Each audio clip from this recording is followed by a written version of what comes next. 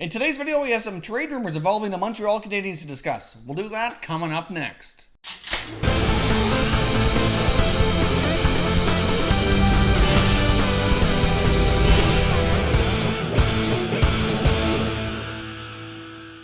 Hey everyone, and welcome back to another video here at Top Shelf Hockey. If you're new to the channel, thanks for stopping by. We review and discuss all 31 NHL teams, so if you're a huge hockey fan, consider subscribing and clicking the bell so you don't miss anything.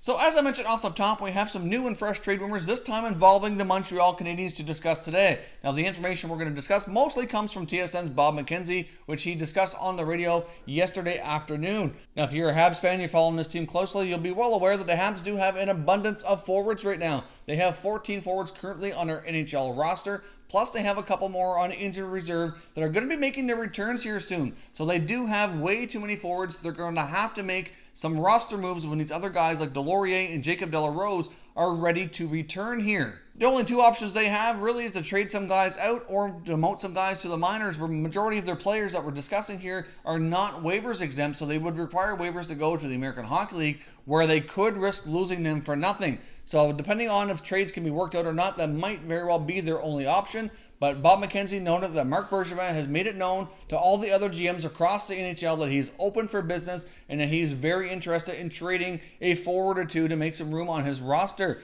Now, the main players that have been scratches so far to start the NHL season is Nikita Scherbak and Thomas Plekanec. So you would think that they would be the most likely candidates that the Habs would be interested in moving on. At the same time, though, they just brought back Thomas Plekanec as a free agent this offseason.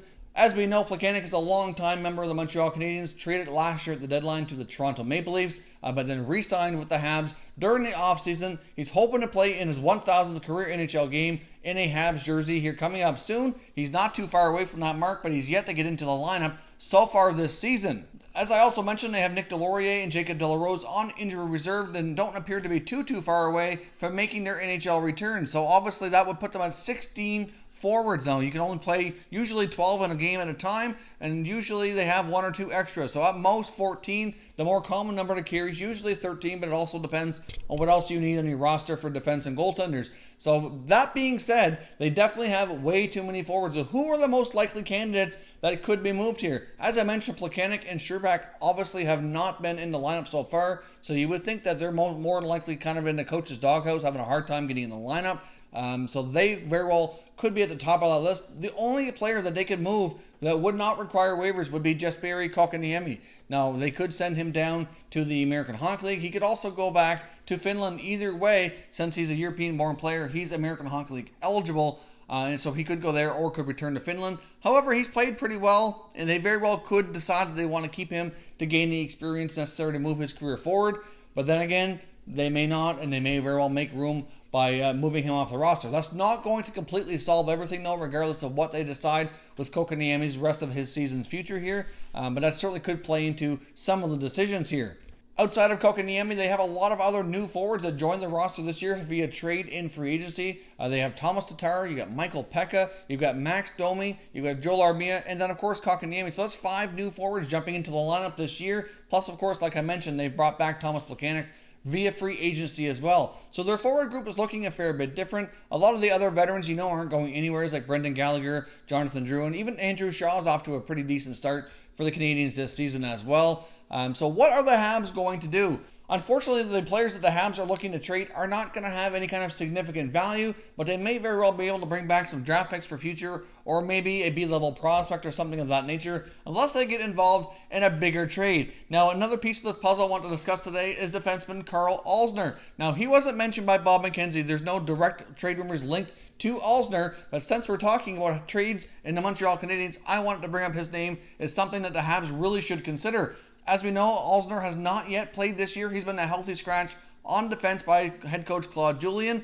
As we also know, Karl Alzner was last year's big free agent signing after July the 1st, where he signed a 5-year contract with the Habs. Played his first full year last year. Didn't really have the greatest results. Rather underwhelming, really. But then again, most of the team struggled last year, so it was hard to say that you could put a lot of the blame on Alzner. But obviously they were not happy with him through the preseason and training camp, or he'd be playing in the lineup considering what he's getting paid for a contract.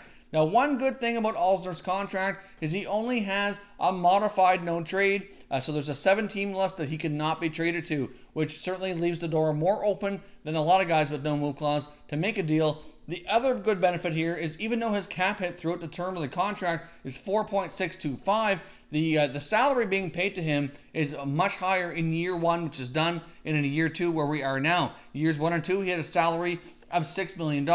After that, it starts to decrease. In year 3, he has a salary of $4.6 million. In year 4, he has $3 million, and in the final year, he has $3.5. That certainly would help another team absorb this contract. I mean, especially if the Habs are willing to retain a little bit of salary here. They don't have to go to the max 50%, even if we're talking 20-25% salary retention to move the rest of that contract off the books and open up a roster spot. Might be wise if they can find a taker. This contract might actually be feasible for some of the teams who have the space, but at the same time don't have to dish out the dollars that go along with the cap hit here.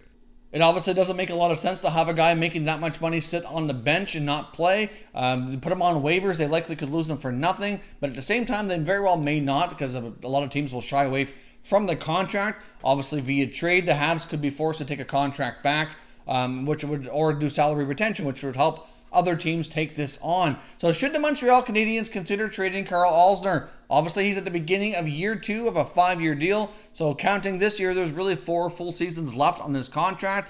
But where it's a backdiving salary payout with some salary retention, could he possibly be a second or third pair guy on another team, getting a fresh start somewhere where they really don't have to pay out as many dollars as it actually looks like here? So leave me your comments down below and let me know what your thoughts are on Karl Alzner. What are some possible trade destinations and what could they land for a return? The fact that he's not producing well certainly isn't going to produce a great return, and they may have to take back another contract of some sort that's not the most favorable, but if they can get one that's a little bit shorter term, a little bit easier to deal with, it might make this deal make sense and make it happen. Forward, should the Habs really look at moving on here, and should they be able to land a deal for Karl Alzner with some salary retention? Is that something they should proceed with?